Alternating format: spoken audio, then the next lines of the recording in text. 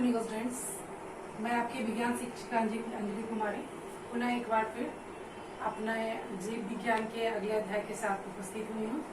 और इस वीडियो में मैं आज पाचन तंत्र का चर्चा करूँगी। इसके पहले के सारे वीडियोस में मैंने जैव प्रक्रम के बारे में बताया, उसके विभिन्न चरणों के बारे में बताते हुए स्वकोशी परकोशी पोषण के बारे में बताया। उसके बाद एक कोशिकीय पोषण का चर्चा किया मैंने प्राणी संकोशी पोषण के अंतर्गत। आज उसी पोषण के अंतर्गत मैं आपसे मनुष्य में पोषण पे चर्चा करूंगी। मनुष्य में जो पोषण होता है वो किस तरीके से होता है और उसमें कौन कौन से अंग सम्मिलित होते हैं, इसके बारे में आज हम जानेंगे। इसके पहले एक बात मैं बोलना चाहूंगी कि इसके पहले जब मैंने आपको एक कोशिकीय कोशिका के पोषण के बारे में बताया तो हम लोगों ने देखा कि ये पोषण बहुत ही सरल तरीके का होता है। एक कोशिकीय जो जीव होते हैं मात्र एक कोशिका के बने होते हैं। बड़े आसानी से उनका सारा कार्य उसी एक कोशिका के द्वारा किया जाता है, चाहे वो भोजन का अंतर्ग्रहण हो, पाचन हो या फिर भोजन का निष्कासन हो। वो एक कोशिका मात्र से कर लिया जाता है, जिसका कि विधि बहुत आसान होता है। लेकिन जब जीवों की जटिलता बढ़ती है, जब वो जटिल होते हैं तो उनके पोषण का तरीका भी जटिल होता चला जाता है। उसके उदाहरण में अगर मनुष्य के पोषण के बारे में हम चर्चा करें तो मनुष्य के पोषण में पूरा एक अंग तंत्र सम्मिलित होता है। कहने का मतलब कि पूरा एक सिस्टम है जो मनुष्य के डायरेक्शन में, मनुष्य का जो पोषण है, भोजन का जो अंतर्ग्रहण है उसमें लगा हुआ है। उस मनुष्य का जो पोषण होता है उस विधि को हम पाचन तंत्र, यानी जो पूरा प्रक्रम जो इसमें लगा हुआ है मनुष्य के पोषण में, उसको हम पाचन तंत्र कहते हैं।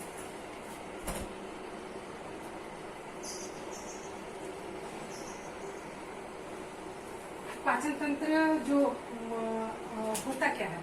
पाचन तंत्र हमारे मुख से शुरू होने वाला गुदा द्वार तक एक पूरा एक तंत्र होता है जिसमें विभिन्न अंग सम्मिलित होते हैं जो भोजन को अलग अलग तरीके से पाचित करते हैं, उनको छोटे छोटे टुकड़ों में तोड़ते हैं, उनका पोषण करते हैं।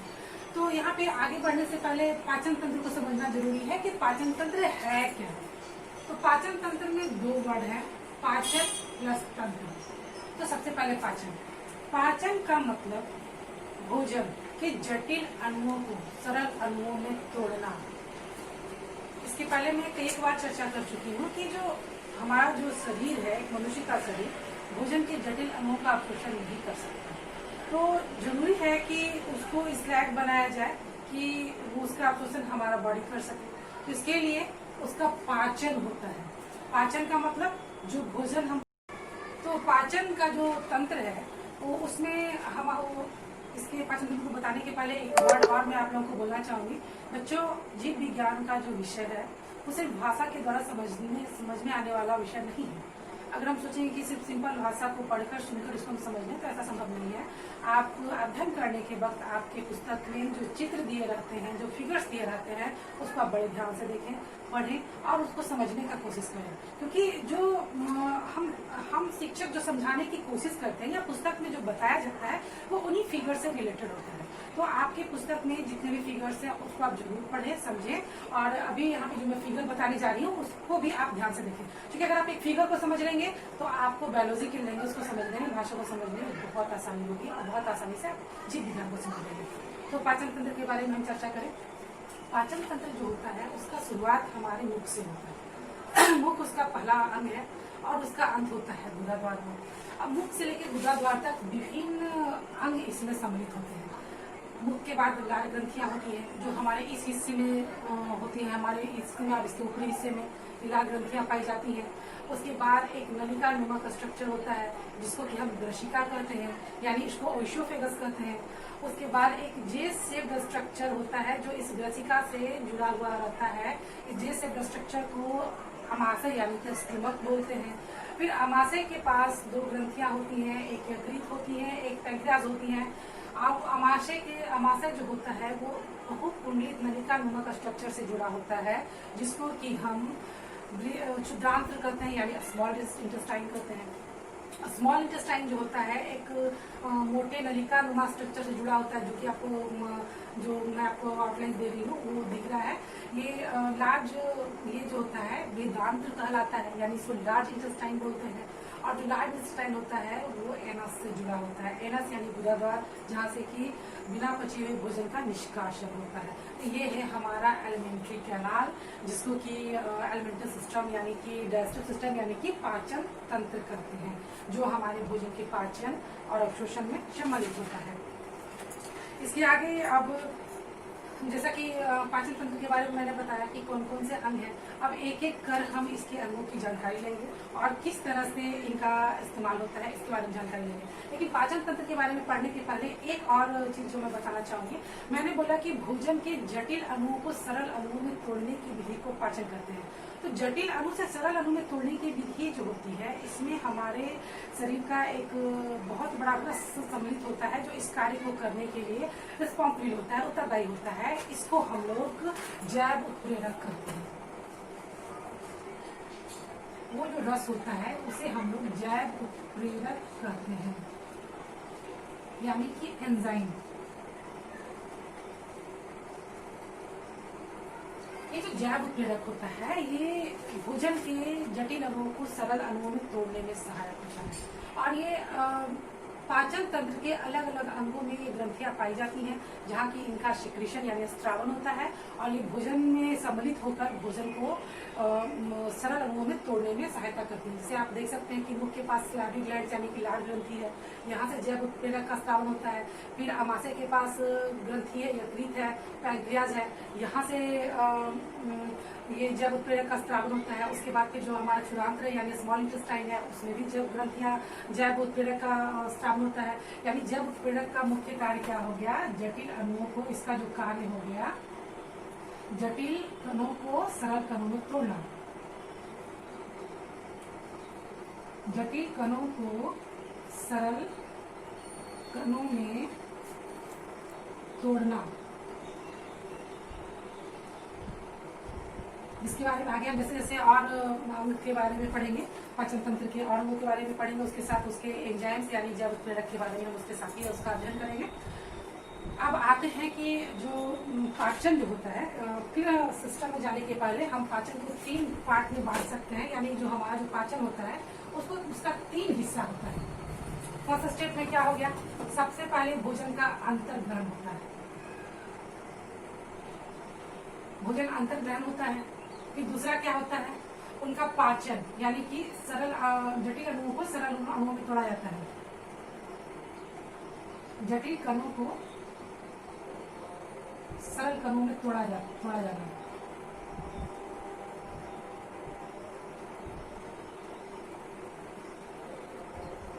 सरल कणों में तोड़ा जाता है।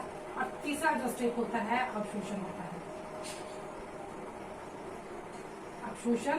और चौथे स्टेप में आप बोल सकते हैं कि बिना पचे हुए भोजन का निष्कासन। बिना पचे भोजन का निष्कासन।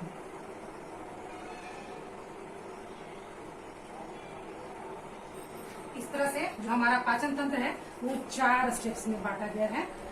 अंतर्ग्रहण, जटिल कणों को सरल कणों में तोड़ना, फिर उनका अवशोषण और बिना पचे हुए भोजन का निष्कासन करना। अब इसके आगे हम चर्चा करते हैं जो हमारा पहला बॉडी पार्ट, जो हमारा पाचन तंत्र का जो पहला पार्ट है उसके बारे में जानते हैं। पहले पार्ट को जैसा कि आपको दिख रहा है, सबसे पहला पार्ट जो हमारा पाचन तंत्र का है वो मुख है। उसको मुख बोलते हैं, यानी मुंह, जिससे भोजन का अंतर्ग्रहण किया जाता है। मुख में क्या होता है, भोजन आता है। भोजन को फिर हम दांत से पीसते हैं, कूटते हैं और उसको छोटे छोटे टुकड़ों में तोड़ते हैं। सबसे पहले हम मुख की चर्चा कर रहे हैं। तो सबसे पहला मुख में दांत के द्वारा भोजन को तोड़ा गया। अब उसके बाद छोटे छोटे टुकड़ों में तोड़ने के बाद आप देखेंगे कि वो जीभ जो होता है फिर अपनी गति में लाते हुए भोजन को उलटता पलटता है और उसमें एक पानी जैसा पदार्थ को भोजन में रेगुलर मिलाता है। जैसे आप देखेंगे कोई आपका मनपसंद खाना अगर आपके सामने आ जाए तो फट से आपके मुंह में पानी आ जाता है। ये जो पानी होता है क्या होता है, ये लार होता है। ये लार जो होता है, जैसा कि मैं आपको बता रही थी, हमारे मुख के पास लार ग्रंथियां होती हैं। ये लार ग्रंथियां जो होती हैं ये एक प्रकार का रस स्त्रावित करती हैं, यानी कि जैव उत्प्रेरक का स्त्रावन यानी एंजाइम का स्त्रावन करती हैं, जिसको कि हम लाला रस कहते हैं। मुख में जैव उत्प्रेरक जो होता है, मुख में यहाँ पे जैव उत्प्रेरक होता है लाल ग्रंथि से निकलता है, जिसको हम लोग कहते हैं लाला रस, लाला रस, या फिर इसको कहेंगे स्लैवी एमाइलेज या लार एमाइलेज।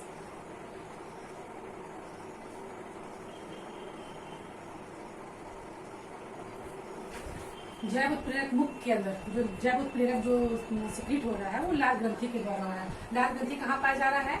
मुख के नीचे, मुख के अंदर, इस हिस्से में। और उससे जो एंजाइम का सिक्रेशन हो रहा है उसको लाला रस कहते हैं, यानी लार एमाइलेज कहते हैं। अब लार एमाइलेज क्या करता है, उसका क्या फंक्शन है? तो सबसे पहले जो लार एमाइलेज है वो भोजन में मिलने के बाद भोजन को सॉफ्ट बनाता है, मुलायम बनाता है। क्यों? क्योंकि हमारा जो ये कैनाल है, एलिमेंट्री कैनाल, ये जो है बहुत सॉफ्ट स्तर का बना हुआ है। इसका जो लेयर है वो बहुत मुलायम है। अगर ठोस रूप में भोजन अंदर जाएगा तो उसको डैमेज कर सकता है, उसमें खराश आ सकता है। उससे बचाने के लिए उसको सबसे पहले सॉफ्ट किया जाता है लार मिला के, जो कि जब लार ग्रंथि से जो सिक्रीट हो रहा है लाला रस, उससे लार एमाइलेज के द्वारा। इसका पहला फंक्शन हो गया। दूसरा फंक्शन क्या है कि ये ठीक यहीं पर 30% कार्बोहाइड्रेट को पाचित कर देता है।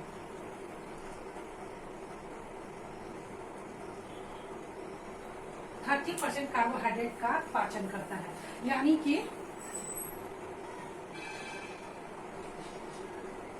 जो कार्बोहाइड्रेट है जो भोजन के द्वारा हमारे कार्बोहाइड्रेट मुख के अंदर गया है, उसके 30% हिस्से का पाचन लार एमाइलेज के द्वारा मुख में ही कर लिया जाता है। अब इस एमाइलेज इसमें ये जो लार होता है उस स्टार्च को, जो 30% कार्बोहाइड्रेट है यानी स्टार्च को, ये स्टार्च को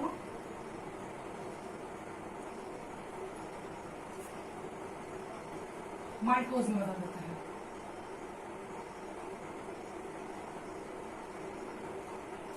यानी स्टार्च को कन्वर्ट कर देता है माल्टोज में, यानी कार्बोहाइड्रेट रूपी स्टार्च को माल्टोज में कन्वर्ट कर देता है। अब ये यहाँ पे मुख में डाइजेशन कंप्लीट हो जाता है, मुख में भोजन तैयार है अंदर की नलिका में जाने के लिए। अब एक छोटा सा उदाहरण मैं दूंगी कि जब आप चेक करना चाहें कि सच में मुख में कार्बोहाइड्रेट का पाचन कैसे होता है, तो आप देखेंगे कि जब आप रोटी खाएं, तो ऐसा करके देखें, जब आप रोटी खाएं उसको मुंह में जब चबा लें रोटी को, तो उसको निकालकर थोड़ी देर के लिए आप रख दें, यानी कि अपने मुख से निकालकर चबाए हुए रोटी को थोड़ी देर के लिए बाहर रख दें। जब 5-10 मिनट गुजर जाए तो फिर पुनः जब उसको आप मुंह में लेकर चबाएंगे तो आप देखेंगे कि उसमें मिठास आ गया है। यानी ये मिठास आया कहाँ से? रोटी जब खा रहे तो उस वक्त मीठी नहीं थी, उसमें तो चीनी मिलाया नहीं मैंने, फिर आया कहाँ से? तो ये जो स्टार्च जो था रोटी में, जो कार्बोहाइड्रेट था रोटी में, उसको माल्टोज में बदल दिया गया, यानी कि शर्करा में बदल दिया गया, यानी उसमें चीनी का गुण आ गया, इसलिए उसका स्वाद मीठा हो गया, है ना। अब उसके बाद फिर क्या है, मुंह में आपके जो मुख का डाइजेशन जो हो गया वो कंप्लीट हो गया। मुख के बाद फिर खाना कहाँ जा रहा है? सेकेंड पार्ट क्या है जहाँ की हमारा पाचित भोजन आगे किस हिस्से में जा रहा है? तो अगला जो पार्ट है वो है ओइसोफेगस, जिसको हम लोग ग्रशिका कहते हैं। ग्रशिका यानी कि ओइसोफेगस। ओइसोफेगस में पाचन नहीं होता है भोजन का।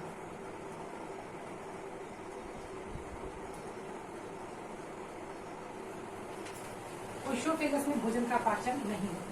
तो ये पहले सबसे पहले ओइसोफेगस के बारे में जाने। मुख्य के बाद एक नलीनुमा स्ट्रक्चर हमारे आमाशय से जुड़ी होती है, जिसको कि ओइसोफेगस कहते हैं, यानी ग्रशिका कहते हैं। ग्रशिका में जो भोजन मुख से आ रहा है उसका कोई पाचन नहीं होता है। तो भाई ये पाचन तंत्र का हिस्सा कैसे हुआ? देखिए, मुख से आमाशय तक भोजन को ले जाने का कार्य हमारा ये ग्रशिका ही करता है, ग्रास नली ही करता है। और ये जो ग्रास नली होता है ये इसीलिए इम्पोर्टेंट है कि आपको कनेक्ट कर रहा है, यानी आमाशय तक आपके भोजन को ले जा रहा है। अब भाई अब ये नलिका है, लंबा कैनाल है, ट्यूब है, तो इसमें भोजन जा कैसे रहा है?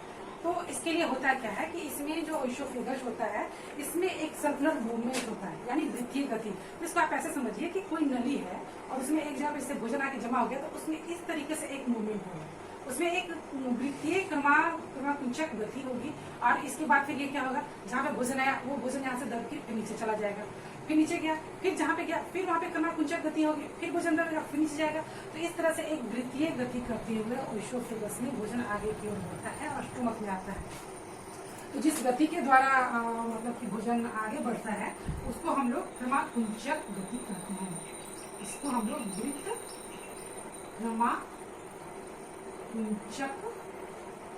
गति कहते हैं, जो कि ओइसोफेगस में प्रेजेंट होता है, यानी कि हमारी गर्भाशयिका में प्रेजेंट होता है। यानी कि नली का सिकुड़ना और फैलना, नली और सिकुड़ने के फैलने से जो गति होती है उसको क्रमाकुंचक गति कहते हैं ओइसोफेगस में, जिससे भोजन यहाँ पे आगे बढ़ता है। अब ओइसोफेगस से भोजन आता है अगले हिस्से में, यानी कि हमारे आमाशय में। तो आमाशय जो होता है वो क्या है? आमाशय हमारे पेट के बाईं ओर पाया जाने वाला जे स्ट्रक्चर का एक जे शेप का एक स्ट्रक्चर होता है। यानी हमारा जो पेट है उसके बाईं ओर, बाईं तरफ अंग्रेजी के जे अक्षर का, अंग्रेजी का जो जे अक्षर होता है उस शेप का एक स्ट्रक्चर होता है, जिसको कि हम आमाशय कहते हैं, यानी कि स्टोमक कहते हैं।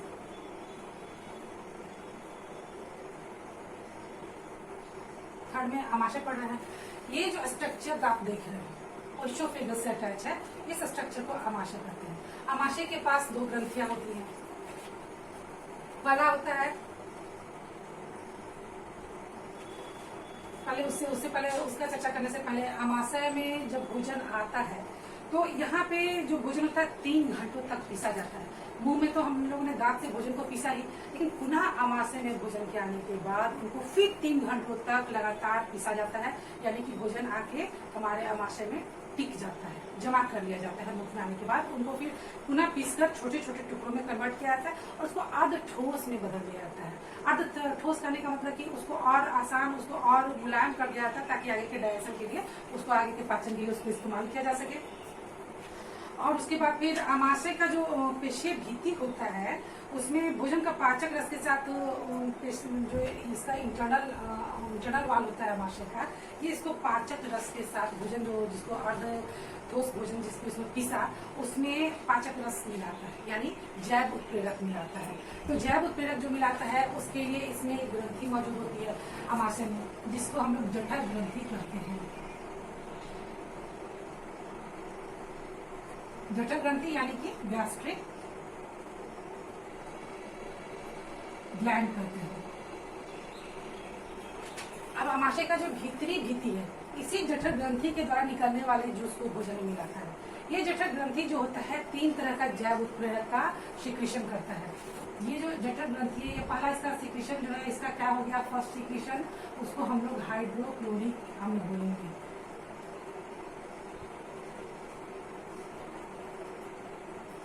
हाइड्रोक्लोरिक अम्ल। फिर दूसरा जो इसका सिक्रीशन होता है उसको पेप्सिन बोलेंगे, पेप्सिन। और तीसरा जो इसका सिक्रीशन होता है उसको म्यूकस, यानी कि उसको श्लेष्मा बोलेंगे, श्लेष्मा मतलब म्यूकोशा। तो ये जो गैस्ट्रिक ग्लैंड है, जो कि स्टोमक यानी आमाशय के भित्ति में पाया जाता है, वो 3 तरह का जूस सीक्रेट करता है, जो कि भोजन में मिलाया जाता है, भोजन में जिसको कि भोजन में मिला के भोजन का पाचन किया जाता है। तो इसके बाद फिर इसका फंक्शन जाने कि कैसे कैसे ये काम करता है। तो सबसे पहले जो भोजन आता है आमाशय में, उसमें हाइड्रोक्लोरिक अम्ल मिलाया जाता है। हाइड्रोक्लोरिक अम्ल मिलाने का मुख्य कारण क्या होता है कि जो इसका जो दूसरा एंजाइम जो पेप्सिन होता है, जो कि प्रोटीन का पाचन करता है, तो ये जो पेप्सिन होता है भोजन पे तभी कार्य करेगा जब भोजन अम्लीय होगा, यानी कि एसिडिक होगा, भोजन में खटास होगी, तभी उस पे ये पेप्सिन एंजाइम काम करेगा और प्रोटीन का पाचन स्टार्ट करेगा। तो उसको प्रोटीन का पाचन शुरू करने के लिए, पेप्सिन का फंक्शन शुरू करने के लिए उसको सबसे पहले हाइड्रोक्लोरिक भोजन पर हाइड्रोक्लोरिक अम्ल में मिक्सअप किया जाता है, मिलाया जाता है। सबसे पहला फंक्शन तो ये हो गया। दूसरा फंक्शन इसका क्या है कि ये भोजन के साथ आने वाले तमाम बैक्टीरिया को मारता है। एसिडिक नेचर होने के चलते जो भोजन में बैक्टीरिया यानी कि जीवाणु मौजूद हैं, उसको हाइड्रोक्लोरिक अम्ल मार देता है। इसका 2 तरह का फंक्शन हो गया। और दूसरा कि पेप्सिन को फंक्शन करने के लिए, पेप्सिन को कार्य शुरू करने के लिए भोजन का जो माध्यम होता है अम्लीय करता है, एसिडिक बनाता है। उसके बाद फिर जो होता है दूसरा जो एंजाइम होता है पेप्सिन, जब भोजन अम्लीय हो जाता है हाइड्रोक्लोरिक अम्ल में मिलकर, तब प्रोटीन का पाचन स्टार्ट करता है। प्रोटीन का पाचन हमारे स्टोमक में पहली बार शुरू होता है। मुख में कार्बोहाइड्रेट का पाचन शुरू हुआ, फिर स्टोमक में पेप्सिन के द्वारा प्रोटीन का पाचन स्टार्ट हुआ। प्रोटीन भी एक जटिल अणु है जो भोजन के द्वारा लिया जा रहा है, जैसा कि आप जानते हैं कार्बोहाइड्रेट, प्रोटीन, वसा, इस तरह के अणु भोजन के द्वारा हमारे शरीर के अंदर लिया जाता है। तो यहाँ पे प्रोटीन का पाचन पेप्सिन स्टार्ट करता है। अब तीसरा जो एंजाइम मैं यहाँ पे हम लोग देख रहे हैं सेरिस्मा यानी निकोशा, ये चिपचिपा लार जैसा पदार्थ होता है। अब ये जो होता है इसका क्या फंक्शन है, तो जो अम्ल स्रावित हो रहा है गैस्ट्रिक ग्लैंड के द्वारा यानी अमाशय के भित्ति के द्वारा, हाइड्रोक्लोरिक अम्ल, ये बहुत स्ट्रांग एसिड होता है।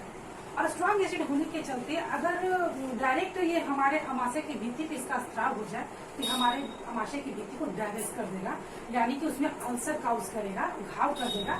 उससे बचाने के लिए क्या होता है कि स्क्लेस्मा का स्त्रावन किया जाता है यानी म्यूकोसा का स्त्रावन किया जाता है, यानी कि जो अमाशय जो है उसकी भित्ति में एक चिपचिपा लार जैसा पदार्थ का स्त्रावन करके उसको संपूर्ण आच्छादित यानी कवर कर दिया जाता है, ताकि जो हाइड्रोक्लोरिक अम्ल है वो अमाशय को पाचित ना करे, उसको डैमेज ना करे, उसमें अल्सर काउज ना कर सके।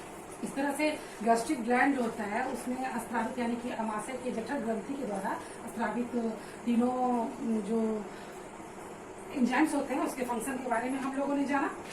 उसके आगे फिर क्या होता है कि अमाशय में जो फूड होता है यानी कि अमाशय जो हमारा स्टोमक है उसमें फूड को स्टोर कर लिया जाता है।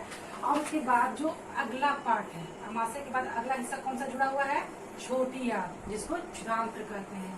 इसमें भोजन को थोड़ा थोड़ा करके भेजा जाता है। ऐसा नहीं है कि जितना भोजन गया अमाशय में जो 3 घंटे तक उसको पीसा गया उसको एक फिर तुरंत स्मॉल इंटेस्टाइन यानी कि क्षुधांत्र में भेज दिया जाएगा, उसको थोड़ा थोड़ा करके फिर क्षुधांत्र में भेजा जाता है।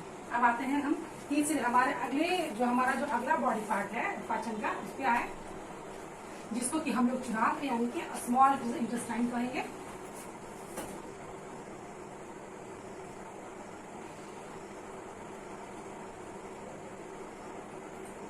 स्मॉल इंटेस्टाइन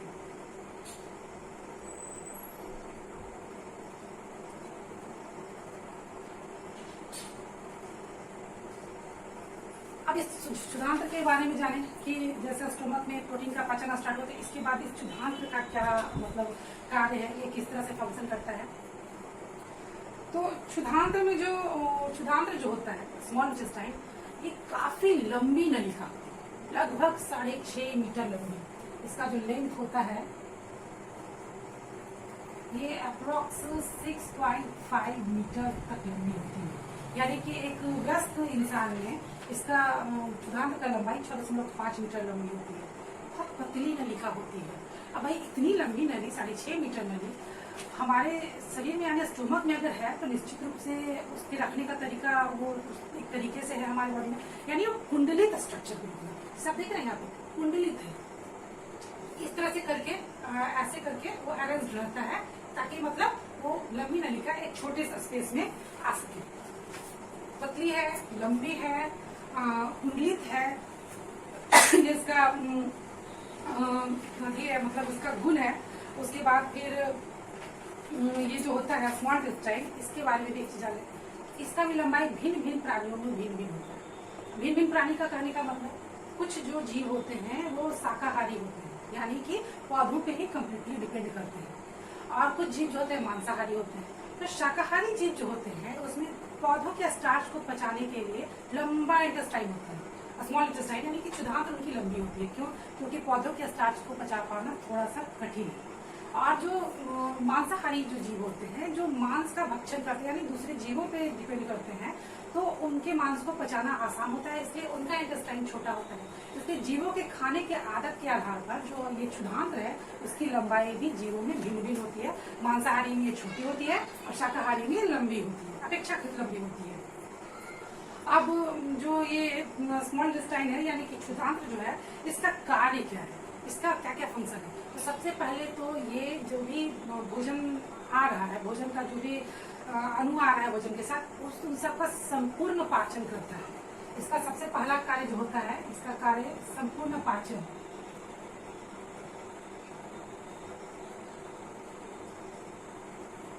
यानी कार्बोहाइड्रेट, फैट, प्रोटीन जो भी भोजन के द्वारा लिया जा रहा है उसको पूर्ण रूप से ये डाइजेस्ट करता है, पाचित करता है, जो हमारा क्षुधांत्र होता है यानी स्मॉल इंटेस्टाइन होता है। तो इसके इस सारे काम को करने के लिए कौन कौन सा हेल्पफुल ऑर्गन इसके साथ अटैच होता है, क्योंकि इसके पहले भी हम जान रहे हैं कि जहाँ पाचन है वहाँ जैव उत्प्रेरक होगा। तो जैव उत्प्रेरक किसी न किसी ग्लैंड से आएगा यानी ग्रंथि से आएगा। तो जो स्मॉल इंटेस्टाइन होता है उसके सहायता के लिए दो ग्रंथियां होती हैं, एक यकृत यानी लीवर जिसको कहते हैं, और एक पैंक्रियाज यानी कि अग्नाशय। यकृत जो होता है वो लोब स्ट्रक्चर होता है, और उसके मतलब कि लोब उठाने का मतलब कि लोब नुमा स्ट्रक्चर, इस तरह का स्ट्रक्चर होता है यकृत, ऐसा इस तरह से। ये यकृत भी जैव उत्प्रेरक का स्रावन करता है, जो कि क्षुधांत्र में भोजन के पाचन में सहायक होता है। उसके अलावा अग्नाशय जो होता है पत्ते के जैसी स्ट्रक्चर होती है, आप यहाँ पे देखा है, ये पत्ते के जैसा स्ट्रक्चर होता है अग्नाशय, ये भी जैव उत्प्रेरक का स्रावन करता है। अब आगे जाने की ये किस तरह से कार्य करता है। तो जब भोजन स्टोमक में आया यानी कि अमाशय में आया, तो हम लोगों ने जाना कि उसको हाइड्रोक्लोरिक अम्ल के साथ मिलाया गया, यानी भोजन को अम्लीय बनाया गया ताकि पेप्सिन उस पर काम कर सके, यानी प्रोटीन जो पाचन करने के लिए जो एंजाइम वहां पे निकला उससे वो उस पर सही से कार्य कर सके, प्रोटीन का पाचन शुरू हो सके। तो भोजन जो क्षुधांत्र में आ रहा है स्टोमक से वो अम्लीय है। अब अम्लीय भोजन जो है उस पर आगे क्षुधांत्र में पाया जाने वाला एंजाइम है वो अम्लीय भोजन पे कार्य नहीं करेगा, वो उस पर क्षुधांत्र में पाया जाने वाला जैव उत्प्रेरक के लिए भोजन का क्षारीय होना जरूरी है। तो सबसे पहले जो यहाँ पे हमारा ग्लैंड है लीवर, वो क्या करता है कि पीत रस का स्रावन करता है। पीत रस जो होता है वो क्षारीय नेचर का होता है, यानी कि बेसिक होता है, मतलब बेसिसिटी उसमें होती है, वो क्षार के जैसा बिहेव करता है। तो ये जो लीवर जो होता है वो पीत रस का स्रावन करता है, और वो पीत रस का स्रावन जो होता है वो गॉल ब्लैडर में जमा किया जाता है, जहाँ से फिर वो आवश्यकता अनुसार भोजन का स्रावित किया जाता है। और ये जो पीत रस जो होता है, भोजन में जो फैट होता है, पीत रस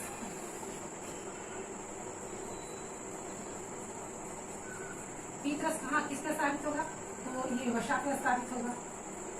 और वसा को जो होता है, अब ये जो वसा जो होता है पीत रस पे स्रावन कर उसको छोटे छोटे अणुओं में तोड़ता है। तो भाई तोड़ना क्यों जरूरी है, क्योंकि जब तक स्टोमक यानी कि आमाशय में हमारा भोजन पाचित हो रहा है वहाँ पे वसा के अणु बड़े बड़े कणों में है मौजूद है। अब उनका पाचन संभव नहीं है, तो पाचन करने के लिए ताकि उनका आसानी से एब्जॉर्प्शन हो सके उसको छोटे छोटे कणों में पहले तोड़ना जरूरी है। तो हमारा जो पीत रस जो कि यकृत से निकल रहा है, यकृत से आने वाला है, यानी यहाँ पे आप एक चीज है यकृत से जो पीत रस निकल रहा है वो वसा का पाचन कर रहा है, यानी वसा का इमल्सिफिकेशन नाम का एक विधि के द्वारा उसको छोटे छोटे कणों में तोड़ रहा है। अब इस तरह से जो ये लीवर से निकलने वाला जो पीत रस है उसका दो कार्य हो गया, एक तो वसा को तोड़ना इसका कार्य हो गया, और दूसरा जो इसका कार्य हो गया ये क्षारीय मीडियम, यानी कि भोजन को क्षार के रूप में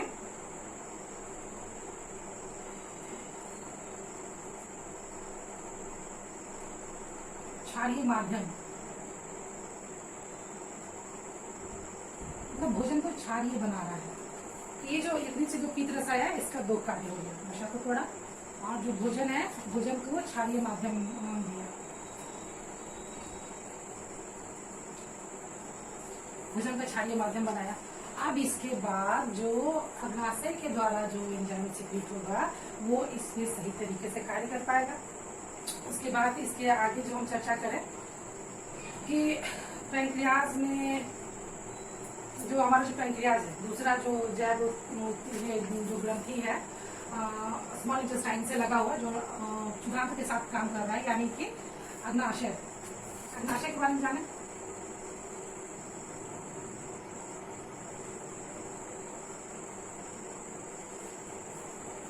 अग्नाशय जो है उसका क्या कार्य है, तो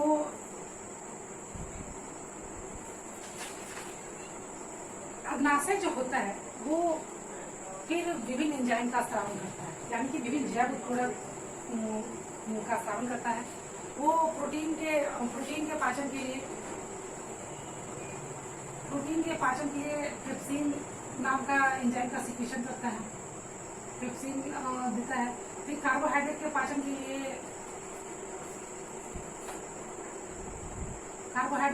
के लिए एमाइलेज देता है, एमाइलेज नाम का जैव उत्प्रेरक का स्रावन करता है।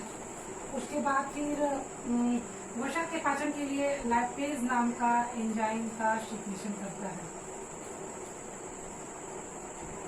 यानी कि ये तीनों भोजन के जो जटिल अणु हैं उनको पाचन करने के लिए ये एंजाइम यानी जैव उत्प्रेरक का स्थापन करता है। जो हमारा पत्तानुमा जो यहाँ पे स्ट्रक्चर देख रहे हैं, यानी कि जो ग्रंथि है अग्नाशय, उसके द्वारा ये तीनों एंजाइम सिक्रिएट किए जाते हैं। प्रोटीन जो होता है, ट्रिप्सिन जो होता है वो प्रोटीन को तोड़ता है, एमाइलोज जो होता है कार्बोहाइड्रेट को तोड़ता है, और लाइपेज जो होता है वो वसा को पाचित करता है। और इस वसा को पाचित करने के उपरांत उसको भोजन को सरल बनाता है। अब यहाँ पे भोजन के पाचन के उपरांत जो पचा हुआ भोजन है, छोटी आंत क्षुधांत में, वो फिर आगे स्मॉल इंटेस्टाइन में यानी क्षुधांत में आगे की ओर बढ़ता है। और जो स्मॉल इंटेस्टाइन या क्षुधांत है उसकी भित्ति के द्वारा भी विभिन्न रसों का स्त्रावन होता है। अब विभिन्न रसों जो क्षुधांत है उसके विभिन्न रसों के स्त्रावन के उपरांत जो भोजन है उसका संपूर्ण पाचन होता है। यानी जो कार्बोहाइड्रेट है, क्षुधांत की भित्ति से जो विभिन्न रस निकलते हैं, जो जैव उत्प्रेरक निकलते हैं, वो भोजन का संपूर्ण पाचन कर देते हैं। और संपूर्ण पाचन के उपरांत कार्बोहाइड्रेट को ग्लूकोज में बदल देती है, ग्लूकोज में बदल देती है, प्रोटीन को एमिनो अम्ल में बदल देती है,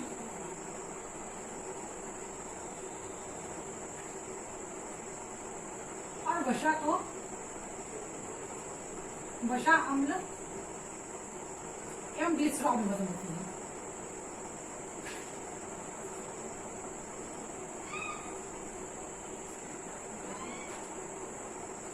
तो इस तरह से भोजन के जटिल अणुओं को सरल अणुओं में तोड़ लिया जाता है और इसका अवशोषण पुनः क्षुधांत के द्वारा कर लिया जाता है।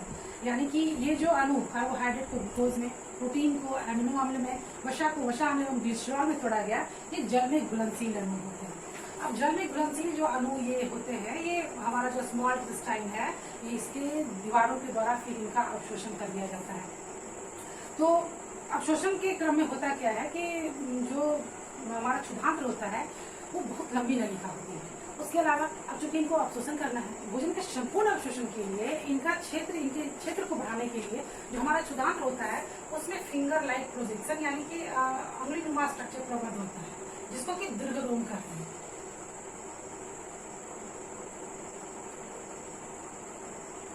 इस तरह का जो स्ट्रक्चर होता है इसको दीर्घरोम कहते हैं, जो कि स्मॉल इंटेस्टाइन इस तरह के स्ट्रक्चर से बना होता है। क्योंकि मैं बता रही हूँ कि जो पहले बताया मैंने, जो क्षुधांत होता है बहुत लंबी नलिका होती है, बहुत कुंडलित होती है, तो उसके अवशोषण क्षेत्र को बढ़ाने के लिए, ताकि भोजन का अवशोषण वो बहुत अच्छे तरीके से कर सके, उसमें इस तरह वो जो उसका नलिका होता है वो इस तरह से करके कुंडलित होता है। और ये जो उंगलीनुमा स्ट्रक्चर जो इसमें पाया जाता है, जिसको कि हम लोग दीर्घरोम या विलाई भी कहते हैं, दीर्घरोम को हम लोग विलाई, इंग्लिश में इसको विलाई बोलते हैं। इसके द्वारा भोजन का अवशोषण, संपूर्ण अवशोषण कर लिया जाता है। और यहाँ पे बहुत सारी रक्त नलिकाएं होती हैं और इन रक्त नलिकाओं के द्वारा इन भोजन का अवशोषण करते हुए फिर विभिन्न कोशिकाओं को भोजन उपलब्ध करा दिया जाता है। जो ये जो अवशोषित भोजन है कोशिकाओं में जाकर फिर इसका इस्तेमाल ऊर्जा के रूपांतरण में, हमारे उत्तकों को बनाने में, उत्तकों को मरम्मती में आदि कार्यों में इसका इस्तेमाल होता है। उसके बाद जो वहाँ पे कोशिकाओं के में जो भोजन इस्तेमाल हो गया अवशोषित भोजन, उसके बाद जो बचा हुआ भोजन होता है यानी अपच भोजन जो होता है वो पुनः यकृत में चला जाता है। यानी कि जो बच गया भोजन है इन सब के बाद अपच भोजन चला जाता है यकृत में। लास्ट में जो भोजन यूज नहीं हुआ, जिसको कि बॉडी यूज नहीं किया अवशोषित भोजन को, अवशोषित भोजन को, वो चला गया यकृत में। अब यकृत क्या करेगा, उस अपच भोजन को ग्लाइकोजेन में कन्वर्ट कर देगा। ग्लाइकोजेन में कन्वर्ट करते हुए उसको स्टोर कर देगा।